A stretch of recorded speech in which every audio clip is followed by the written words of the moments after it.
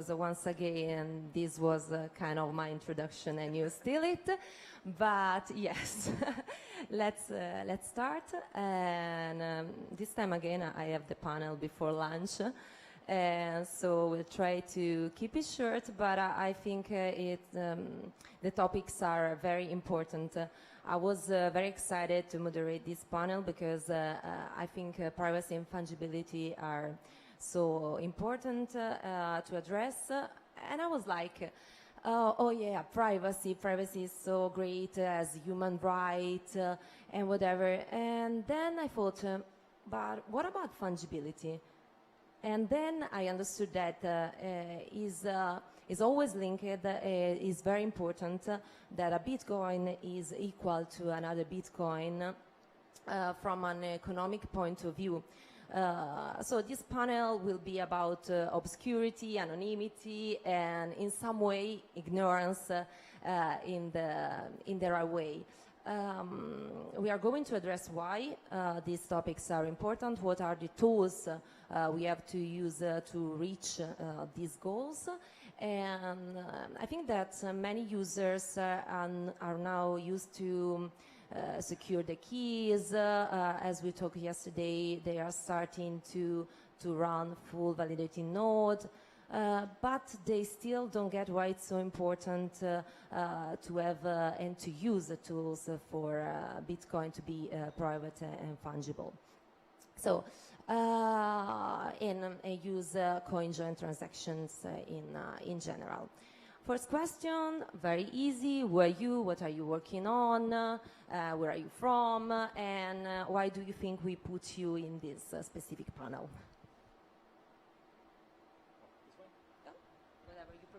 Hi, my name's Adam Gibson. I work mostly on Join Market, which is a coin join implementation, but I also do a lot of sort of documentation, research of different privacy technologies.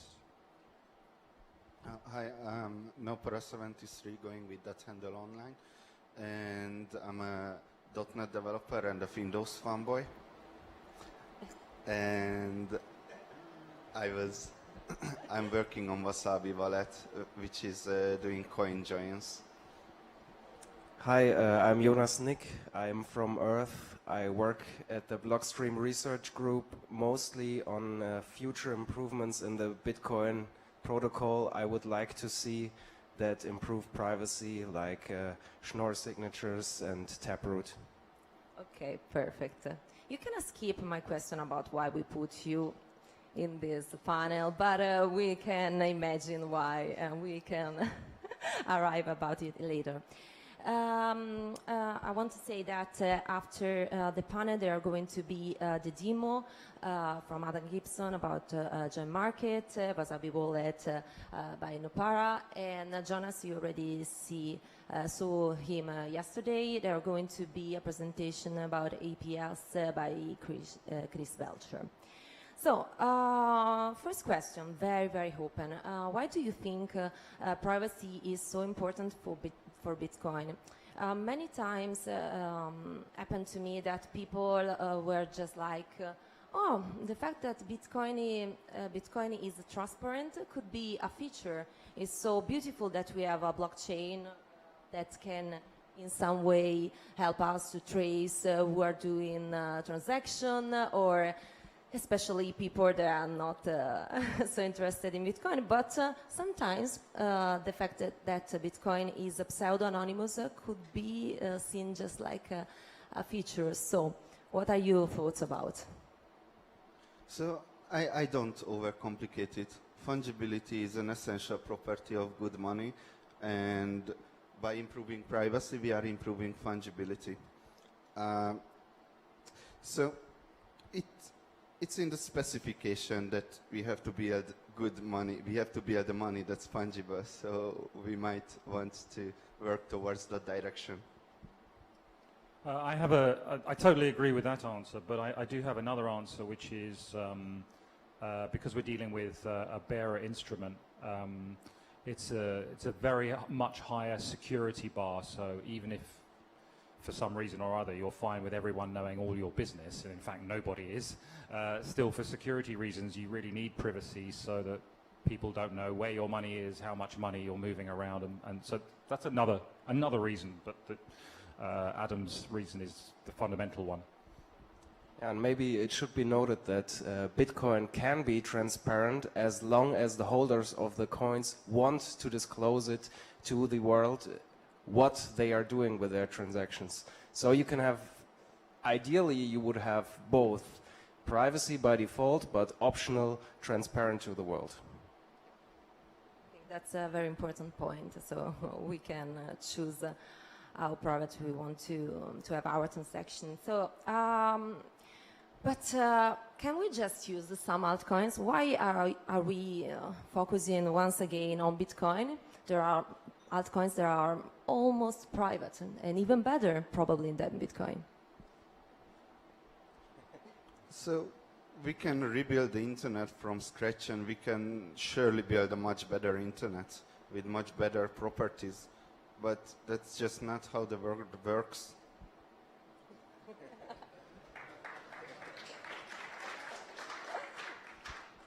Yeah. Also, there are trade-offs, and you know, we have a lot of noise in this space. So we look at things like Zcash and Monero, and we see them advertising with some basis much more advanced privacy properties, but they do so at a price. And the example I like to give is DigiCash, which had an information theoretic perfect privacy. So the actual exchange of notes, you don't know where the notes came from. But unfortunately, the trade-off there was this massive centralization, which resulted in a complete collapse.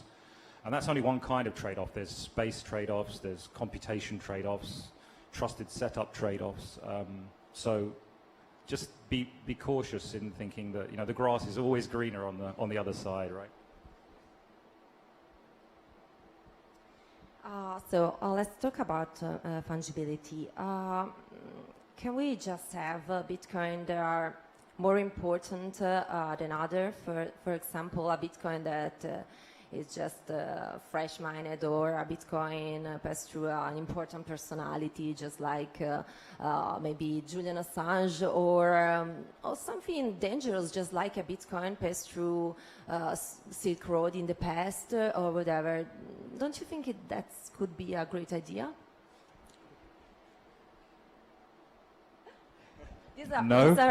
These are typical objections. Do you hear that? People actually say that to you? Absolutely. Yeah, in some way. Well, articulated a little bit too much, but yes, sure, it happened to me because, guys, in my previous job, I talked to many different people from many different fields. So the objections were very, very creative. Okay, so it's a trap, and I'm walking into that. But yes, some Bitcoins are more equal than others, and it's just a design flaw. It's a design flaw, okay. Well, but let's observe that although there's talk about it endlessly for years, we don't actually see markets like that, right? There aren't actually markets for different kinds of coins, and I think that's quite revealing because, you know, economic incentives were very powerful. If the simplistic analysis that, let's say, a freshly mined coin is more valuable were correct, then we would see it, but we don't, because there is actual fungibility. The thing is, fungibility is, this is a very controversial point, but a lot of people, for example, Monero advocates will say, fungibility is binary. It's either fungible or it isn't, you idiot. And I just totally reject it. I mean, there was a time, for example, in the Greek crisis when Greek euro banknotes were trading for less than German euro banknotes, and that's kind of ridiculous because fundamentally the fungibility of euros is guaranteed by government edicts, right? But so that's what the reason I quote that example is it shows that something can be actually fungible, but there can also be grey areas, and I think there are grey areas in fungibility. But as of yet, we don't have some kind of different market for Silk Road coins, so that's. Yeah, I think it's not only that coins are either fungible or not, it's even that they change over time, both in terms of the technical improvements that happen and better software, but also how people use it. And I think it's very wrong to just think that this is Bitcoin, it's not fungible, and it will always stay that way. I think we can work on making it much better than it is right now. So from theory to practice, what do you think are the strategies that can help Bitcoin right now to be more fungible and more private? I mean, individually as a private person and systematically. Funny you mentioned that, because I've got a list. It's funny how that happens. Yeah, so the obvious one that always gets mentioned first is address reuse. So what I'm saying here is, what should you do as an ordinary Bitcoin user? So address reuse. If your wallet has address reuse, just ditch it immediately, right? Find another wallet. One that people don't often mention, but which is really interesting, is separate profiles. So many wallets have a feature called accounts based on BIP32. Maybe that's not the important point. The important point is you can separate your coins into different areas such that they don't get mixed together when you make transactions. So you can use separate accounts to help. For example, you could have a work profile and a home profile. I don't know, for example. What else? Peer-to-peer trade, another one that isn't often mentioned in the context of privacy, is it's greatly helpful for our ecosystem as a whole if people engage in trade directly without going through counterparties, middlemen. So it could be exchanging your Bitcoin for euros. It could be just buying stuff. It could be buying digital stuff like buying VPNs. If you can do these things without going through a middleman, you're probably doing a huge amount to improve Bitcoin's privacy as a whole ecosystem, because that doesn't get... Of course, chain analysis is still applied to it, but it's not as effective. It's a lot less effective without all the KYC endpoints and the businesses. So think about doing peer-to-peer trade. What else? Use your own full node.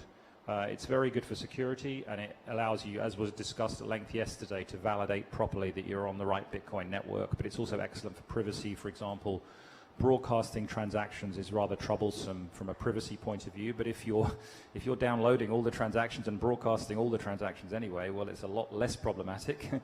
There are other, also that are connected to running Bitcoin itself, Bitcoin Core. You should also try to convince yourself to actually use Tor. I know a lot of people find it's a little bit kind of scary, Tor. Ooh, it's gotten a lot easier over the years to use, and it's a really powerful tool. Like, for example, right now I'm hooked up to my home node on my Join Market wallet, and Tor enables that using hidden services, and it's good privacy. What else? CoinJoin. Use CoinJoin transactions. I mean, both of us are going to give demos, and there'll be lots of discussion about CoinJoin shortly. But use CoinJoin, it's great. And I've written here, avoid servers. I'm not sure what I was thinking about there, but avoid servers. Yeah, it's good advice. And lastly, start using Lightning Network for your day-to-day transactions, because that's going to be really a big step up. Yeah. That's a good list. Well, I'm kind of scared after all this list, because I have to do so many things. You mean you're not doing all that already? Mia, I thought we were friends, Mia. I thought we were friends. Of course, I'm not. So now, as the question I'm asking you guys, but I want to understand if it is in some way feasible to have Bitcoin private and fungible, even for a non-tech user, non-super tech guys. What can do a person? What could be the start of this journey through privacy? So I, in some way, disagree with Adam, because he's right that you have to have a comprehensive strategy, but that has to be consistent, and you don't have to do everything all at once. And with Wasabi, we actually provide a comprehensive user experience for privacy-centric users. So we pay attention to everything, to the network level privacy, to how we broadcast transactions, to ship with Tor, you don't even know you are using Tor, except that it says on the bottom, but never mind. So it's not that hard with Wasabi, and that was my goal. And I think we already achieved it, and what we have to improve is the convenience of privacy, the speed of getting your coins mixed, and the cost, because blockchains don't scale, and these things are using a lot of block space. I think the first step would be just to do some research and look into what wallets actually value privacy. So the default option would be to run your own full node, but there are also other options out there. For example, Wasabi. Exactly. Do you want to talk a little bit about your specific project, Join Market and Wasabi, and what are you working on in Blockstream about this topic? So Join Market, it's probably good that I get a chance to give a short description here, because the demo I'll be clacking on keys and just at very high level. It's started I guess early 2015, and the idea of it was to have a kind of economic incentive to solve the problem of making coin join possible between arbitrary people out in the world who don't know each other. So some people come into Join Market and they offer coins to do coin joins with, and they get paid very small fees for each coin join they do. And other people come and they just actually want to do a coin join, and they get to choose, I'm going to do a coin join for 3.64 BTC, and I'm going to do it right now, and I'm going to do it with 8 counterparties. And to get that privilege, they pay a little bit more in fees. And there's also a kind of inbuilt into Join Market is a kind of what we call a tumbler algorithm, which is basically doing a sort of a sequence or network of coin joins over time, and that's automated. So Join Market was started by Chris Belcher, who's over there, and he's going to be showing you Electrum Personal Server as well after me, I think, at the end. So yeah, that's basically it's coin join. So I'm assuming everyone knows what coin join is. Can you put your hand up if you don't know what coin join is? Wow. Okay. So this is where we're being stupid, right? So coin join is basically that instead of you just making a payment to someone else in a transaction, you cooperate with some other people, and they also are making a payment. But it's a separate payment to yours, and the key point is because of how Bitcoin is designed, those multiple separate payments can all be done together trustlessly. Like if I want to pay Mia 1 Bitcoin and Adam wants to pay Jonas 1 Bitcoin, we can cooperate to make that payment together at the same time without having to trust each other. So that's the short version of coin join. Yeah. Wasabi is open source, privacy-focused Bitcoin wallet, and it is using coin join. So generally, there are two main attack vectors of privacy. One is what happens on your network level, how you are establishing your wallet balance and getting to know about your unspent transaction outputs. And the other one is the blockchain level privacies that you want to do some mixing or some kind of obfuscating. I started this project 4 years ago, and the first 2 years I was only working on the network level privacy, because I realized that if I fail there, then it doesn't matter if I mix or not, because just privacy is like security. It fails where it's the weakest. Without going into too much detail, we fixed the blockchain level privacy with client-side filtering architecture. We also provide you to be able to connect to your own full node and download the blocks from there, but we were very, very careful about how we are using the filters, so it's not the default way. It's like you are getting the filters from the server over Tor, and you are getting every block now over Tor from Bitcoin peers. And you are changing your Tor identity over the time too when you are getting the blocks, and when you are broadcasting the transactions, then you are changing your Tor identity every time too. So that's about the network level privacy. The coin join I'm not going to go into because Adam went into it in more details.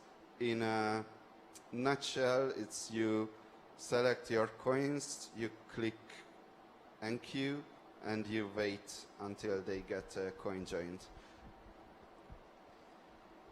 So the question would be, these coin joins work, but can we make them even better? And if you do these coin joins, they are transactions which have multiple payments in them, right?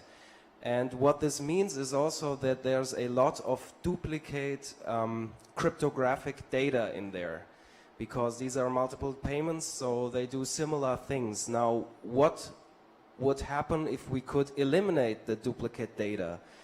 And that would be that suddenly, because we can merge multiple payments into one, this transaction would be cheaper than if everybody would do the payment on their own. So now you would have an economic incentive to use CoinJoin. Maybe in the future every transaction could be a CoinJoin, or most of them.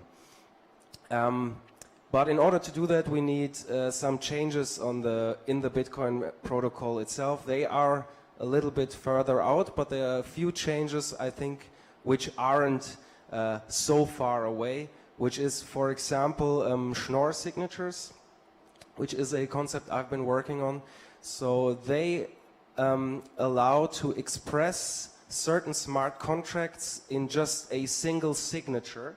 So even though a transaction enforces some kind of smart contract, it doesn't look like it would do that, because it's just a single signature. So for example, in Lightning, you're creating a coin that can be spent if both parties agree, both ends of the channel agree that they want to update this channel and spend this coin. Now, on the Bitcoin blockchain, it's very obvious that this is a smart contract which exactly enforces this 2 of 2 policy. Now, with Schnorr signatures, you can make it look like it would just be a normal payment, and no one could distinguish, is this a normal payment, or is this a channel opening, or is this some other kind of wallet feature, and so on. And these kinds of improvements, I think, would also help for scalability, because of course it's a transaction with just a single signature is smaller than a transaction having to provide multiple signatures in order to make the smart contract work.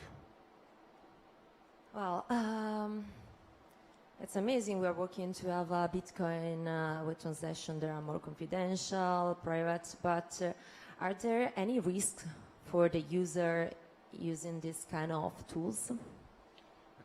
Yeah, I just want to, that fits in perfectly. What I was thinking about what Jonas said is the kind of, I want to introduce the concept of a steganographic transaction. You know, like the idea is you can, if we do stuff like CoinJoin, which we do, and I think it's great personally, it's very public. You know, you're doing CoinJoin, it has certain trade-offs, and it's being chosen for privacy reasons. But if we can do things more like what Jonas was just describing, which can be high-tech stuff like Schnorr aggregation, but it can also be really kind of low-tech stuff like what's recently been described as pay-to-endpoint or pay-join, where you make transactions which are actually coin joins but don't look like coin joins. I won't go into details here. I want to get the general idea. The general idea is if we can have strategies where we create privacy in a way that shares the anonymity set of all ordinary transactions, then that's superb. And that's the example of opening a Lightning channel with a Schnorr, so it doesn't look like a 2 of 2, or it could be a pay join where it's a coin join that just looks like an ordinary transaction. And there are several other ideas along these lines where we can build privacy in a more steganographic way, if I can put it like that. That could be great, and I could go on, but anyway.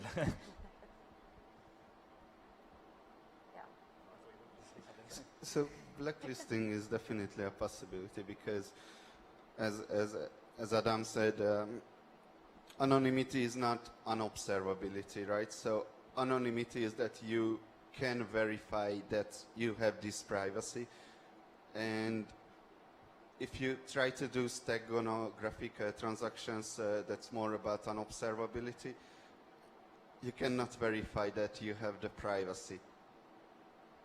I would say, because it's entirely possible that in the future exchanges starts to backlist coin joins and transactions those are trying to be anonymous, because it's very obvious which transactions are trying to do that and which transactions aren't.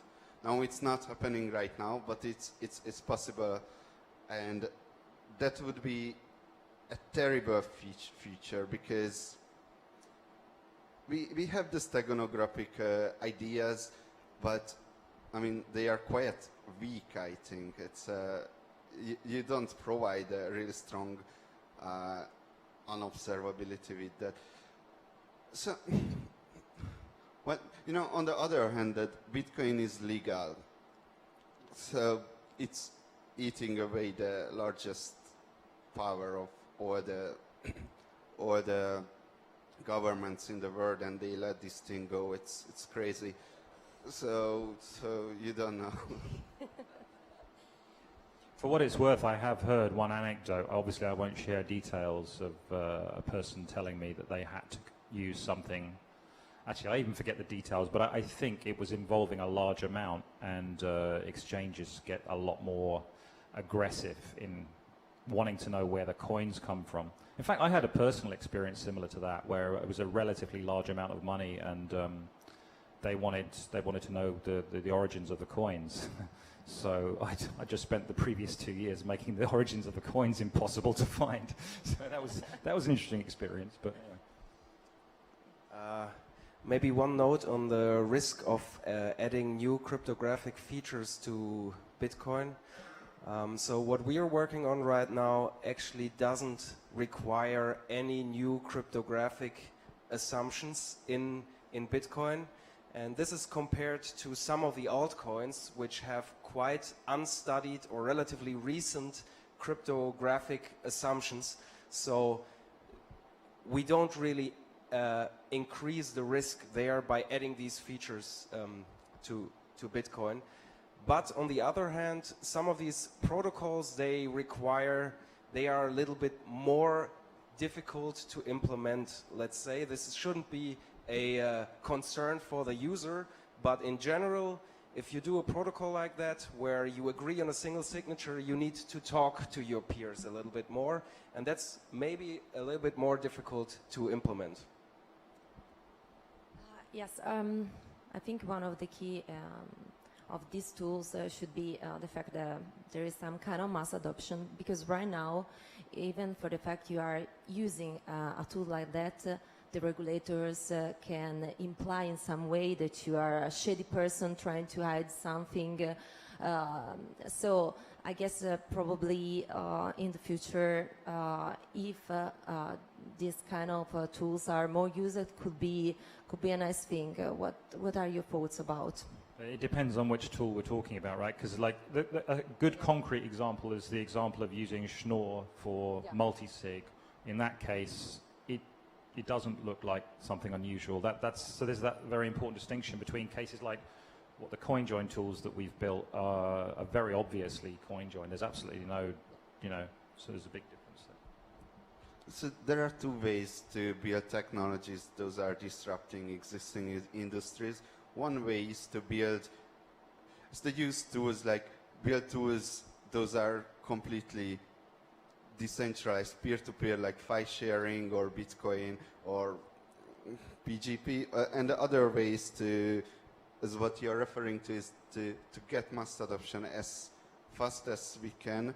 And examples are, for example, Uber or these file-sharing economies that Airbnb got so big that they cannot shut it down anymore. Yeah, mass adoption means also that it's easier to do things like that and even safer for everyone. So I'm kind of satisfied, but if you want to add something, this is your time. Nothing.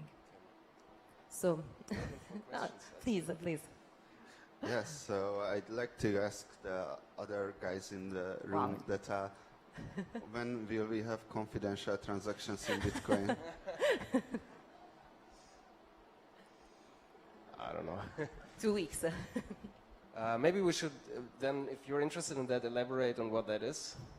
So I think one of the big problems privacy-wise that Bitcoin has, or one among a few big problems privacy-wise, is that the transaction amounts are public in Bitcoin, and this makes things complicated. For example, in a coin join, if you do it in the naive way, like Alice wants to pay 2 Bitcoin, Bob wants to pay 3 Bitcoin, they do a coin join in the naive way, it's easy to look in the transaction and see which output belongs to which input because they have different amounts. Of course, this is not what their software is doing, this is the naive way.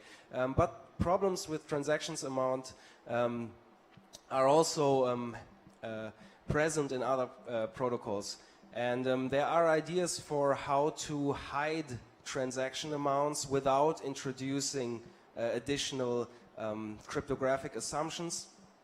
And there are open source implementations of that, for example, in Blockstream's Elements and Liquid, it's called confidential transactions.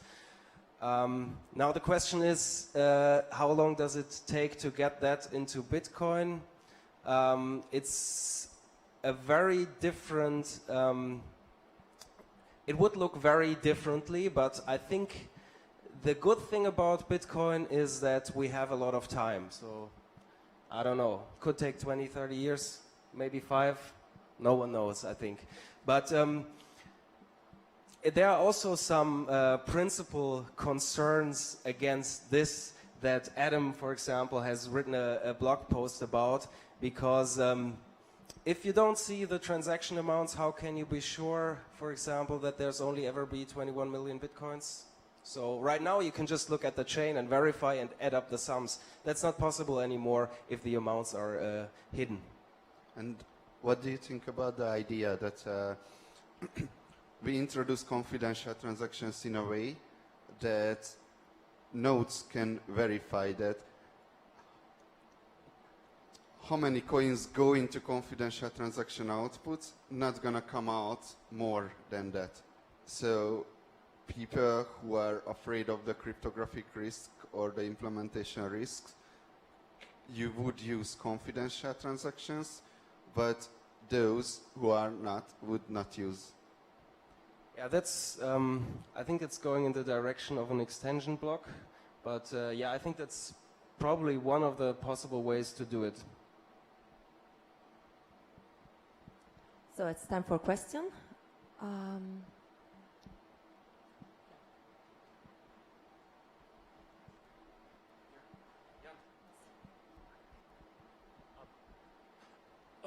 What is your stance on the legal aspect of the whole thing? Where I'm headed with this question is, if we do have CoinJoin as an optional feature, I'm all in with the privacy aspect, but I don't want to answer the questions to the authorities, like why did you just flow your money through the CoinJoin, and if it's going to be sufficient for them, because they don't understand, right?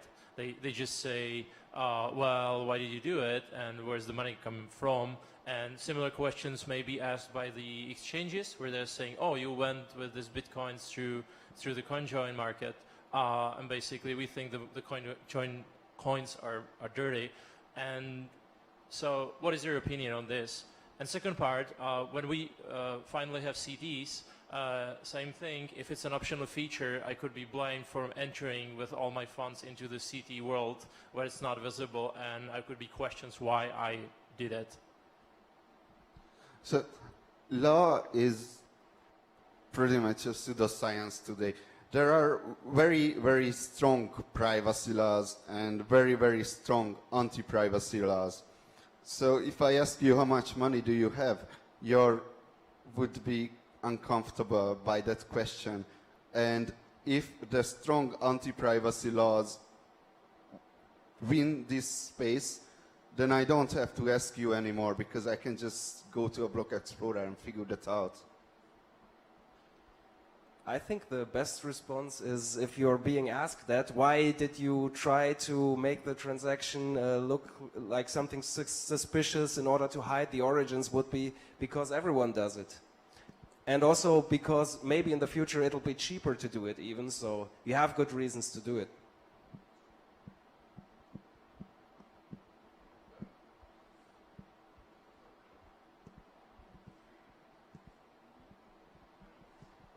One, two. Yeah. Okay. Now. Yeah. Would it be possible to combine CoinJoin? I think yesterday or today somebody mentioned this ricochet. So you have different hops, and so blacklisting would be possible.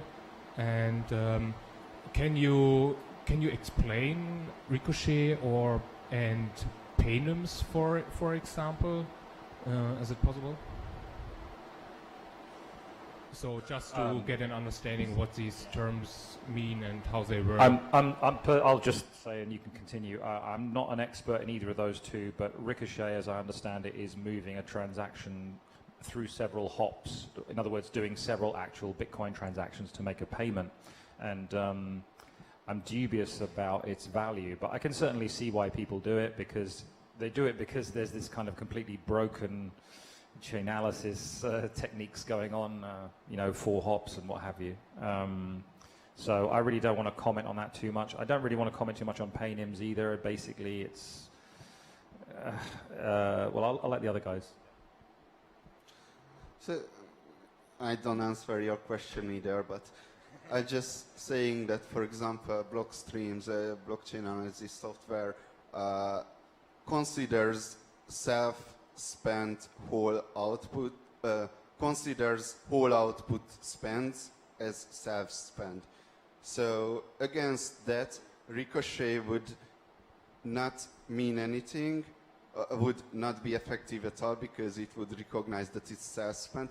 But on the other hand, with Wasabi, I'm always spending whole outputs like 80% of the time. So it's yeah, what is self-spent and what is spent to other people. So it can go both ways.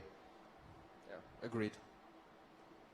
I've just realized that if you want to learn more about stealth addresses, then watch Block Digest, because we just had a 2-hour discussion, of which about 20 minutes was about the pros and cons of stealth addresses. So advert for Block Digest there. Yeah, it was yesterday, so the last video. Okay, thank you. I heard a lot about this tainted coin things, though, when they try to make coins non-fungible, coins that are known bad.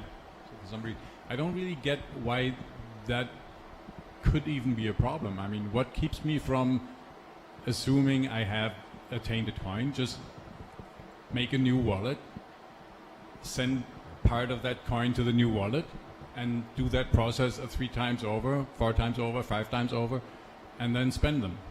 Why is there any way to prevent that? No, it's, well, you could say it's not block space efficient, but what you're saying that we can just spend it to ourselves 5 times, and that would make it non-blacklisted Bitcoin possible. Okay, then they say, okay, let's do it. Let's go look at 5 hops. Okay, I do another hop. Now let's look at 6 hops. It's like, you know, this is why blockchain analysis is like a probabilistic science, right?